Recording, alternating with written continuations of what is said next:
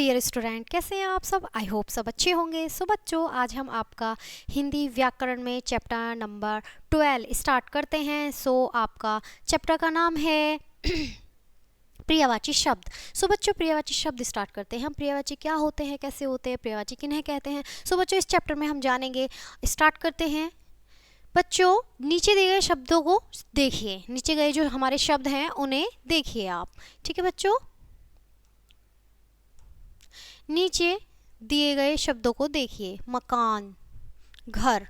सो बच्चों, मकान है, प्रियवाची क्या होते हैं, जिनके एक नाम के अनेक नाम होते हैं, उन्हें प्रियवाची शब्द कहते हैं। सो बच्चों, मकान को हम घर भी कहते हैं। ठीक है बच्चों। सदन, आलय। ठीक है बच्चों, आगे देखते हैं।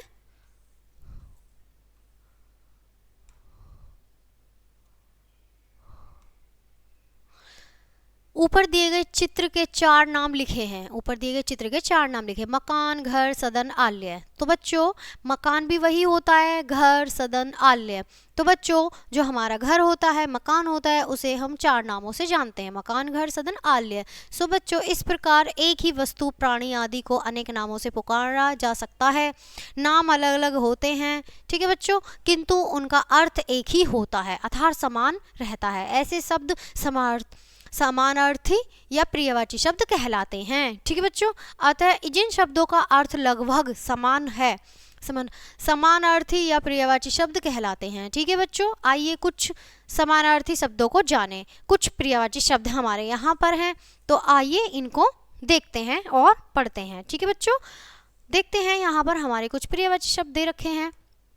फूल, तो बच्चों फूल को हम पुष्प भी कहेंगे, कुसुम भी कहेंगे, सुमन भी कहेंगे।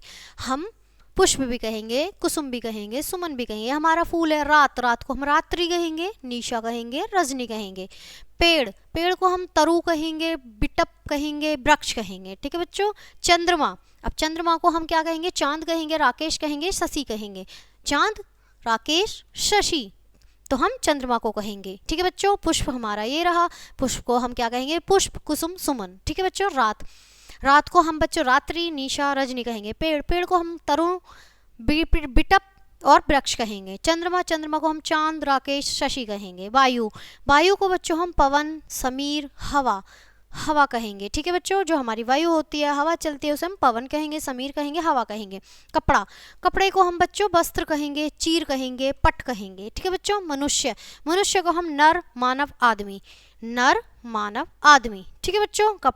कपड़े को हम क्या कहेंगे, वस्त्र, चीर, पट आदि। मनुष्य को हम नर, मानव, आदमी। ठीक है बच्चों। आपने पढ़ लिए होंगे, ये प्रियवाची शब्द एक नाम के अनेक नाम होते हैं, तो उन्हें हम क्या कहेंगे, प्रियवाची शब्द कहेंगे। आगे देखते हैं। आगे हमारे हैं सूरज। अब हमारा सूरज को हम प्रियवाची कैसे बनाएंगे, सूर्य, रवि, दिनकर। तो क्या होगा हमारा, ये प्रियवाची शब्द होगा इनका। नभ का क्या होगा, आकाश, गगन, आसमान। जो हमारा नभ होगा वो हमारा क्या है, आसमान है। आसमान को हम नभ भी कह सकते हैं, आकाश, गगन। ठीक है बच्चों। पक्षी, अब हम पक्षी की बात करेंगे। पक्षी का जो हमारा प्रियवाची है, खग, विहग, पंछी। ठीक है बच्चों। संसार को हम क्या कहेंगे, विश्व, जगत, दुनिया। ठीक है बच्चों। भगवान को हम क्या कहेंगे, ईश्वर, परमेश्वर, प्रभु। बच्चों जानते हैं ना, जो हमारे भगवान जी होते हैं उन्हें ईश्वर भी कहते हैं, परमेश्वर भी कहते हैं और प्रभु भी कहते हैं। पहाड़ को हम पर्वत, गिरि, नग, इन नामों से हम जानते हैं। ठीक है बच्चों। आपको चित्र में दिखाया जा रहा होगा, आसमान है, ये हमारे प्रभु हैं। ठीक है बच्चों। ये हमारे पक्षी हैं और ये सूर्य है। ठीक है बच्चों, सूरज की बात हो रही है। अब तक हमने इस चैप्टर में क्या सीखा, आइए जानते हैं।